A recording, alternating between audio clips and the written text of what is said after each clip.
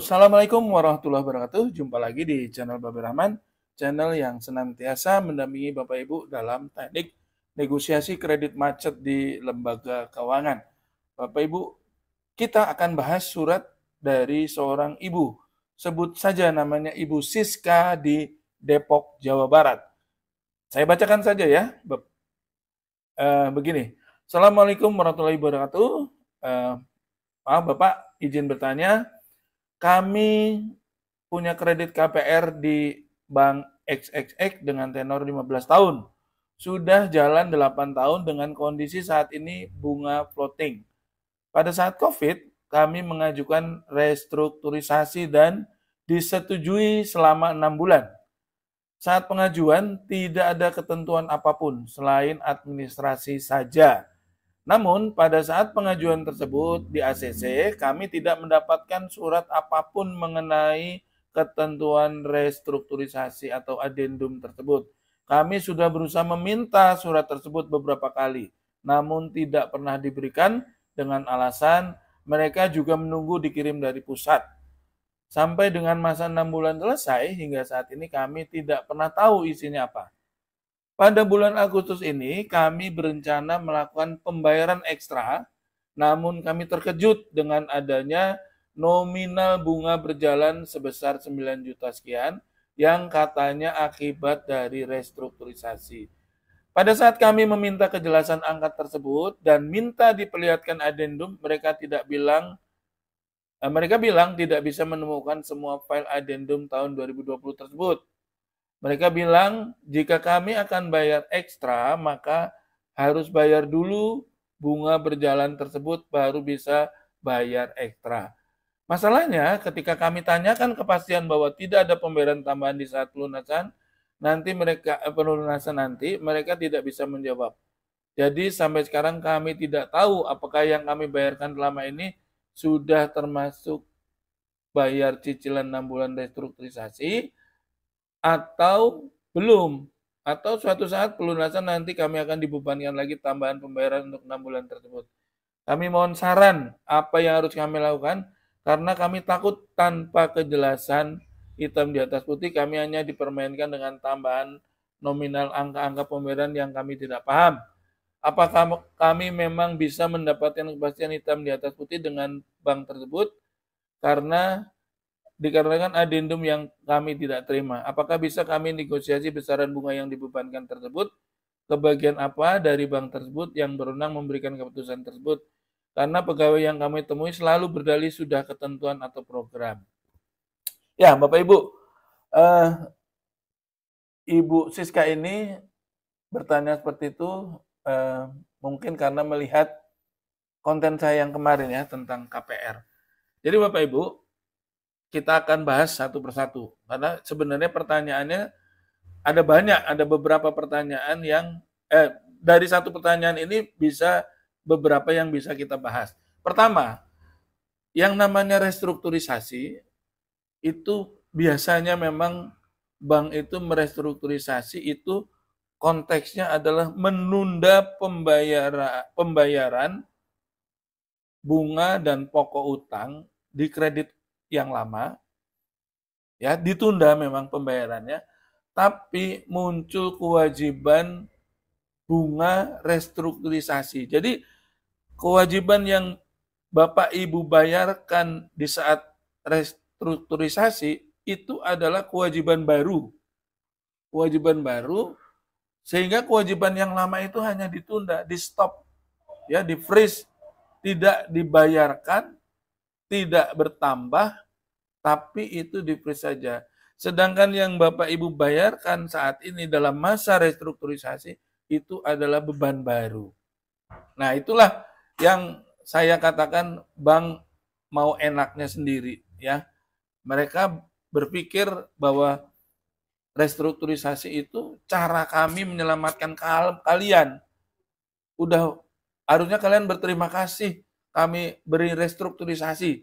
Jadi seolah-olah restrukturisasi itu adalah kepentingan debitur. Seolah-olah bank itu berbaik hati, seolah bank itu dewa penyelamat, sehingga ibu dan bapak diberikan restrukturisasi. Padahal konsep restrukturisasi adalah kepentingan bersama. Bahkan saya selalu katakan restrukturisasi itu jauh lebih kepentingan bank daripada kepentingan debitur. Kepentingan debitur itu hanya satu, memperbaiki kinerja kreditnya, alias memperbaiki rapotnya, agar kembali masuk ke kategori kredit lancar. Kolektibilitasnya menjadi kolektibilitas satu lagi karena restrukturisasi itu. Tapi bagi bank banyak keuntungan yang didapat bank. Tidak hanya tentang kinerja kreditnya nasabah yang menjadi lancar kembali. Tapi dampaknya apa? Adanya pengembalian dana cadangan penghapusan kredit yang mereka bentuk sebelumnya. Karena dengan adanya penurunan kredit macet, maka konsekuensinya adalah adanya dana kembali ke aktiva yang mereka dapatkan karena adanya penurunan kredit macet. Yang kedua, rapot tentunya ya, rapot bagi bank sendiri karena dengan adanya penurunan kredit macet maka rapot bank itu baik. Yang ketiga, ada keuntungan lain yaitu apa? Kalau direstrukturisasi maka muncul kewajiban baru bagi debitur. Yaitu apa? Pembayaran bunga restrukturisasi. Keuntungan apa yang bank dapatkan? Dia dapat pembayaran bunga tanpa harus ngeluarin kredit. Jadi sebenarnya kalau restrukturisasi itu lebih menguntungkan bank. Makanya saya selalu katakan jangan terima restrukturisasi, apalagi malah Anda minta restrukturisasi. Konyol gitu. Restrukturisasi itu diminta dalam konteks kalau darurat. Darurat sudah terancam di depan mata mau dilelang, sedangkan Anda keuangannya belum siap atau keuangannya tertunda beberapa bulan padahal lelang sudah di depan mata. Nah, itu restrukturisasi baru diambil. Dan restrukturisasi itu harusnya sesuai dengan kemampuan kita.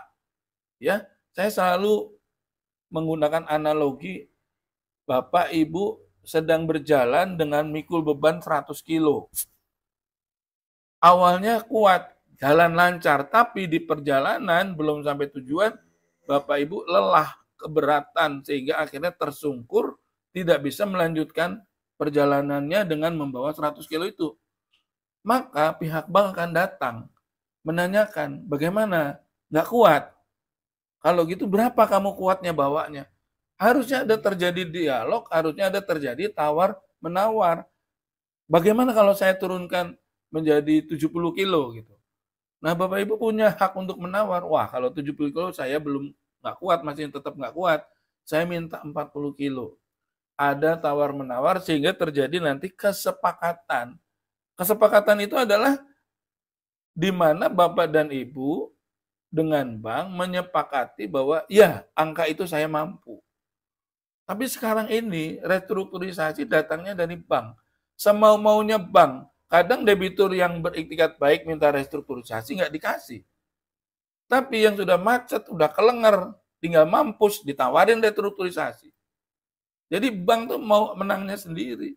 Jadi kalau Ibu Siska ini kemarin minta restrukturisasi, sebenarnya kalau masa COVID itu memang program pemerintah ya yang dinamakan namanya relaksasi, itu semua dikasih.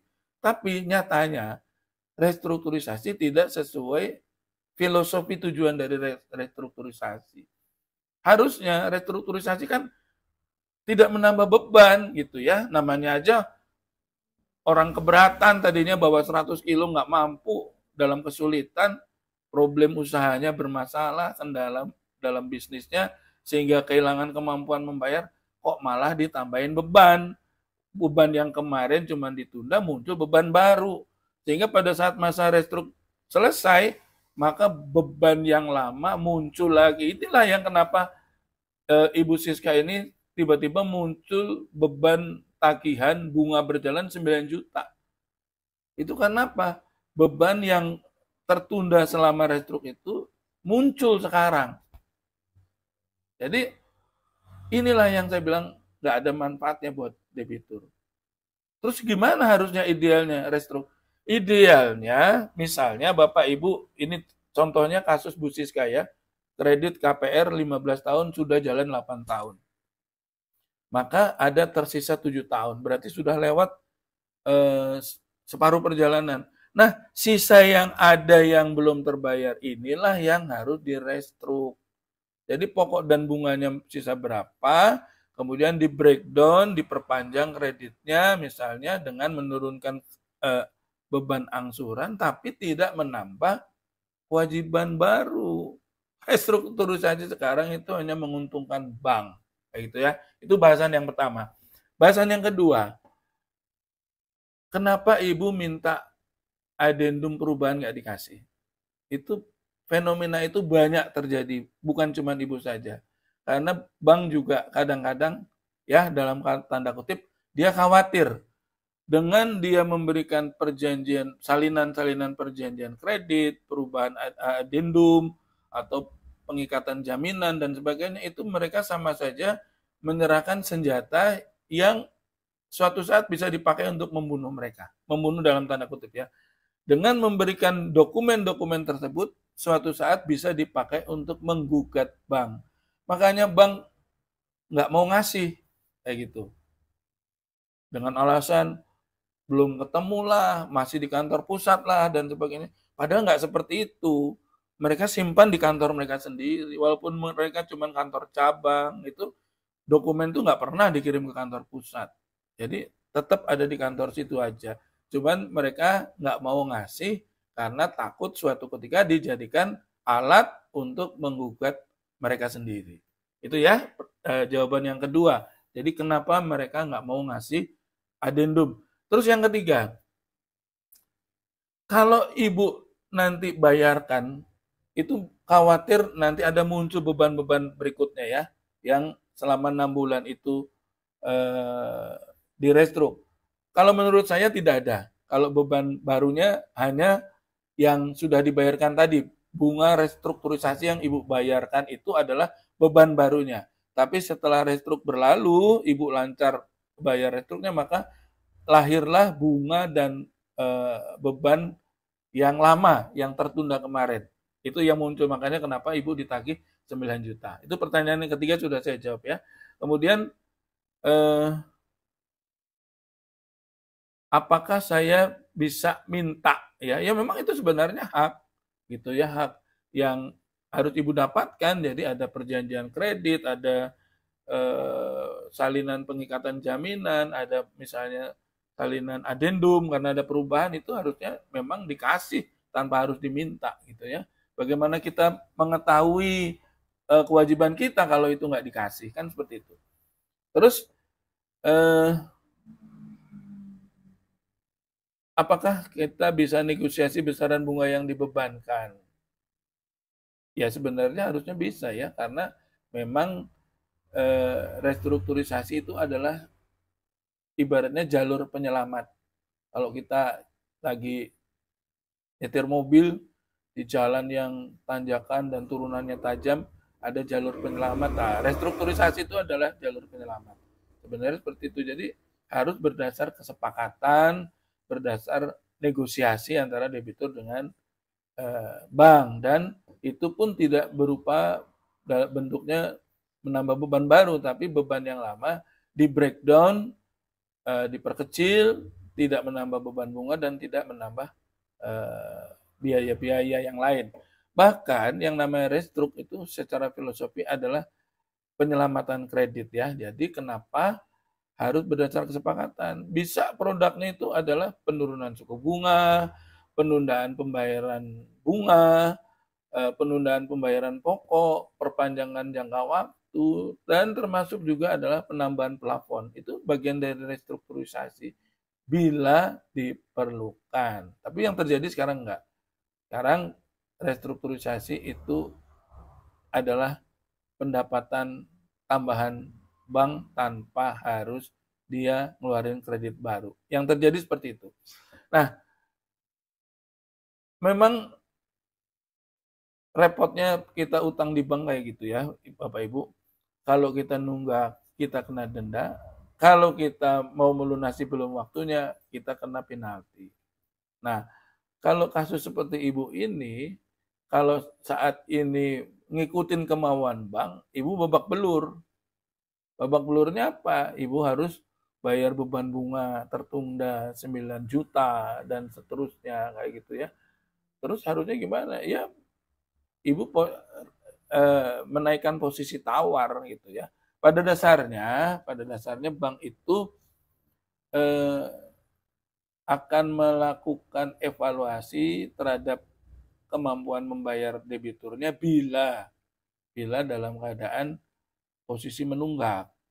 Jadi bank itu akan memberikan keringanan itu dalam keadaan menunggak, bahkan bisa bayar pokok saja keringanannya bisa itu karena dalam keadaan menunggak. Jadi yang Bapak Ibu harus lakukan adalah bagaimana Bapak Ibu menunggak tapi bank menilai bahwa itu bagian dari resiko bisnis. Jadi harus menunggak agar Bapak Ibu bisa mengoreksi posisi tawarnya.